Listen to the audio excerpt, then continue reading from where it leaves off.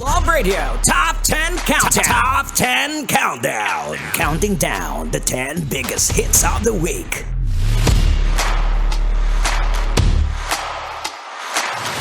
Alright, Metro and Mega Manila, Philippine Standard Time. It is now 46 minutes after 11 o'clock.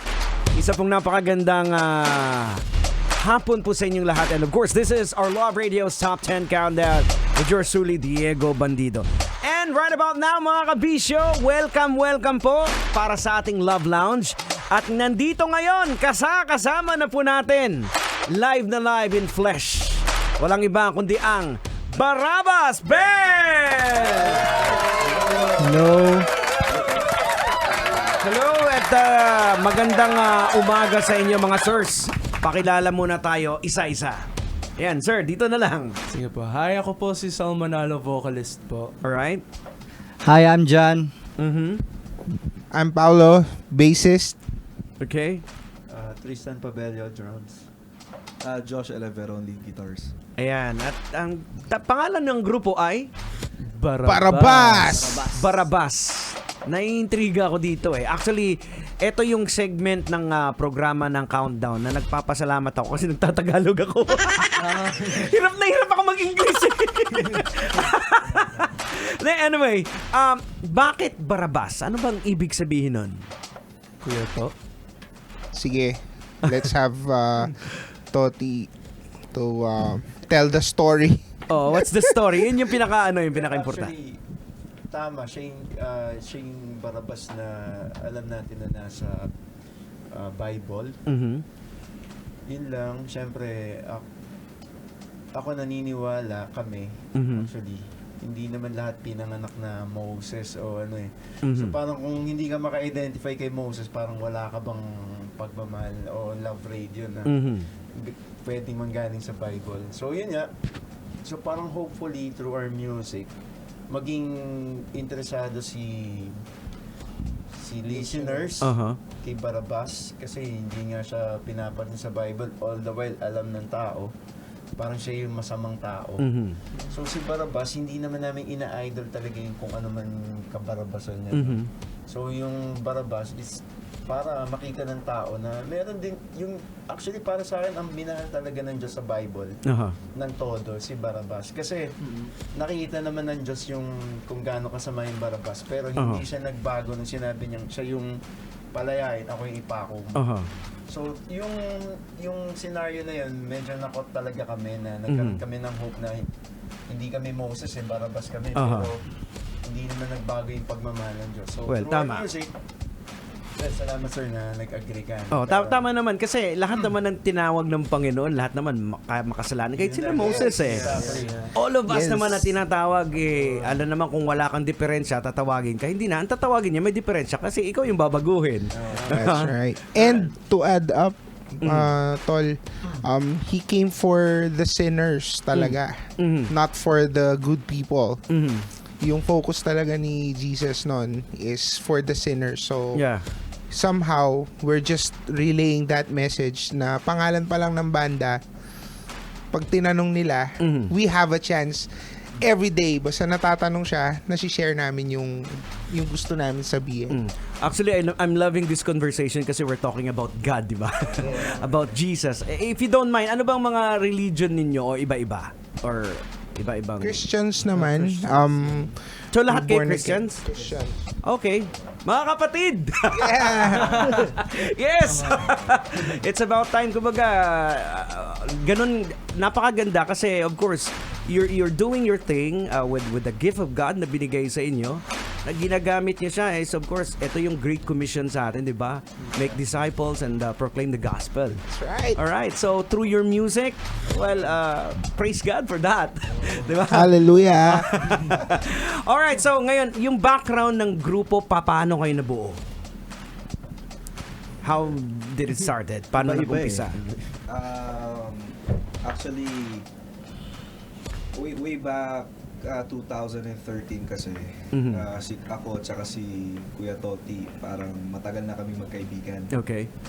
So I messaged him, bata pa ako noon eh. Sabi ko pa nun, Tol, Ay, buo tayong banda. Aha.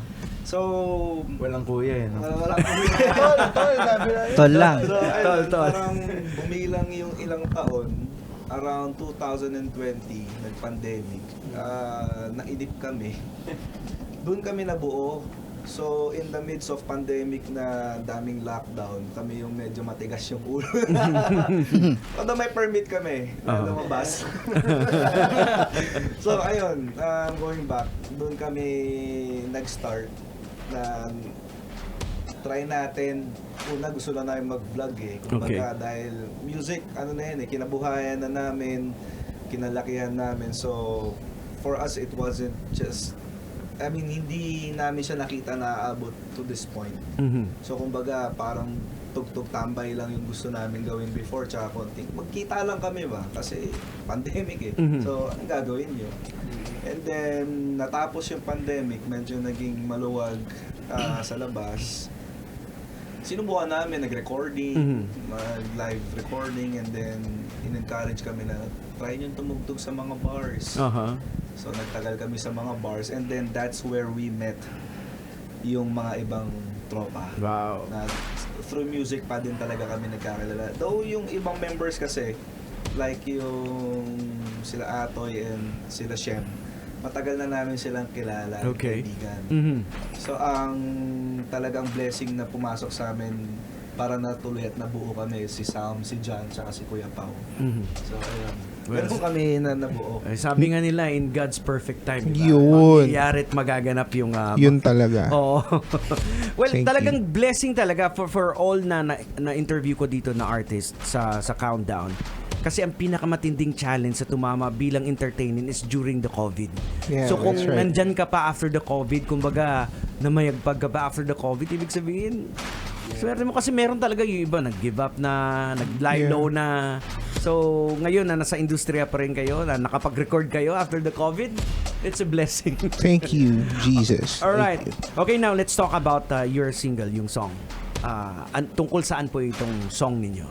Actually, yung song po na nasulat ko is all about sa kasal.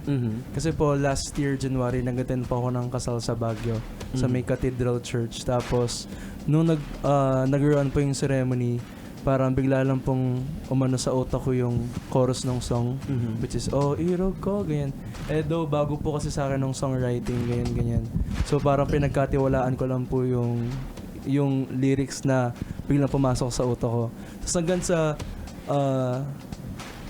me po, naging part ako ng band, which is ito pong Barabas. Tapos hanggang sa pinlot po namin, inupuan, tapos bigla pong nirecord noong July.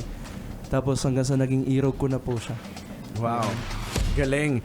Alam nyo, yung mga ganitong pagkakataon, parang hindi mo ina-expect na biglang darating kayo sa ganitong point. So, I'll just give you the opportunity na invite everybody and everyone so of course kung available na yung saan mapapakinggan. Of course, mamaya i-play natin tutugtugin natin dito. Yun talaga eh. Woo! Love Radio! Okay, sige. People that you want to thank? Okay. First of all, gusto lang po namin pasalamatan yung mga nag-stream po ng first ever single namin. Nasa Spotify na po siya. Search nyo lang po is Irog Ko by Barabas. B-A-R-A-B-B-A-S. Ayan. Barabas. Irog Ko. And we just wanna thank din yung manager po namin si Sir Ryan Sarmiento, and also ang management po namin, and also yung mga tumutulong po sa amin para po ma-promote po tong single namin. Ayun po. Ayun. Alam niyo, nung tiningnan ko yung brochure nyo, yung profile nyo, na lahat kayo, parang halos lahat kayo nagsusulat. Yeah. Kaya sabi ko, ang galing lahat kayo nagsusulat. So, I guess, after this single na Irog, we will expect a lot more beautiful songs. Ayan. Ang dami. Send na natin lahat sa Salamat sa Viva Records na Yes. Yun. sila po yung unang nagtiwala sa amin. Baka may mga gusto pa kayong pasalamatan. Yes, ako pasalamatan ko lang yung MTPB officers kanina umaga. So, maraming salamat sa inyo. Naligaw kami. Hindi, actually, nahuli kami. Pinagbigyan niya kami. Hindi ko na lang sasabihin yung pangalan, pero thank you sa inyo. Sa inyong dalawa, sir. Sana nakikinig kayo. Of course, our family and friends in Pampanga and abroad na friends. Yung family dito lang. Isa lang yung family namin. So, tapos yung mga schools na, yan, syempre may mga estudyante kaming kasama. Thank you for always supporting Barabas and expect more from us. Marami yan. Ayan. John? Ayan, first time ko mag-shoutout. So gusto ko lang i-shoutout ang Siglo Brotherhood. Ayan, especially Kuya RV, Dude Sarmiento, Mel, Joel, Maiko Smith, si Ermi at saka si Tirso. Ayan, mga kapwa ko barbero. Ayan. Nababating na din ako. Okay, go bro. Ay, hindi. Gusto ko lang pasalamatan first and foremost. For si Lord kung nasan kami ngayon. Yeah, amen. And secondly, yung mga family namin. Tsaka yung mga unang-unang naniwala sa amin sa Barabas, mga unang nakadinig way back a few months ago or a year ago. Salamat sa inyo, hindi kayo tumigil sa support niyo sa amin. Yeah. Sa Makimura, kay Miss Vicky, sa kanyang palaging pagsusupport sa amin kahit saan man kami nandoon. And shout out ko din yung mga kaibigan ko, mga boys ko sa Timog Park Homes, yung president namin, si Kuya John Catral, mga taong naniwala sa amin sa lahat ng mga dinaanan namin na nandiyan pa rin, patuloy pa rin nakikinig sa sa kanta namin, sumusupport. And of course, yung family ko and girlfriend ko. Yeah. Thank you. Yan. Okay, so pwede ba naming marinig yung sample muna ng kantang Irog, kahit chorus lang, wala bang Sample. Okay, sige. Natin. Ayan. GG. Eto na. Kailangan pa bang memorize yan? Siguro from verse para... Para masaya, no? Okay, sige. Verse go. Tama. Ladies and gentlemen, Barabas. Kislap ng iyong mga mata, parang bituin nagniningning, sulyap ng iyong mga tingin, kalawakan sinasabing ikaw ay akin. Nung tayo'y unang nakita, nung tayo'y unang pinagtagpo, tagpo ng tadhana. O irog ka, o irog ka, o irog ka, nag-iba ang ikot ng mundo dahil sa iyo. O irog ka, o irog ka, o irog ka, ngiti ko'y abot langit pag ika'y nasa aking tabi. Wow! Galing! Thank you, Sir Alright. Diego. So, finally, message ninyo sa mga, alam niyo, nag-uumpisang magbanda, aspiring band. This is your time to shine. Of course, proclaim the gospel para sa mga kapatid nating mga nakikinig ngayon. Of course. Yan. Si John. Baka may message ka. Yeah. Siguro tuloy-tuloy lang tayo. Ano ba? Yan, keep winning. Keep on Yeah, keep winning. Small No? wins, it doesn't matter as long as we keep winning. Saka yung music, sobrang para sa akin powerful siya. Wag natin siyang alisin sa buhay natin. Nung pandemic, nakita nyo naman, ang dami mong pera, hindi mo magastos. Yeah. Wala. Pero yung kakakanta ka, walang magbabawal sa'yo. Pwede mo Tama. siyang gawin, pwede mong pakinggan lahat. So Opo. parang para sa akin, wag natin i-miss yung music sa araw-araw na buhay. Tama. And just to add din, sabi nga ni John, no, wag tigilan. You're doing it for the sole reason na it makes you happy. Not because you're doing music just to, for other people. No, you're doing it for your happiness. And at the same time, pag nakikita nilang masaya ka doon sa ginagawa mo, somehow, nare-relay mo yung pakiramdam na yun sa Tama. ibang tao. So, basically, music is about bringing happiness, So, di ba? Huwag yung tigilan. You're doing other people, you're doing them a favor. Alright. Yes, Opo. bro. Habol ko lang po. Gusto lang po namin mag-promote. Yung po palang music video ng Irog ko is very soon na yan. So, Yay! abang po tayo. Yes, sir. And yung mga gigs po namin is, meron po kaming gig sa February 19 sa 70s Bistro sa Anonas, Cubao. Sa February 29 naman po sa MCNP Tugigaraw. And for more info and updates po, just follow and like our socials po, which is Barabas PH. Ayun. Alright.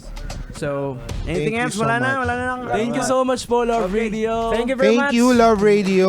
So, eto na, papakinggan na nila the full Yeah! version.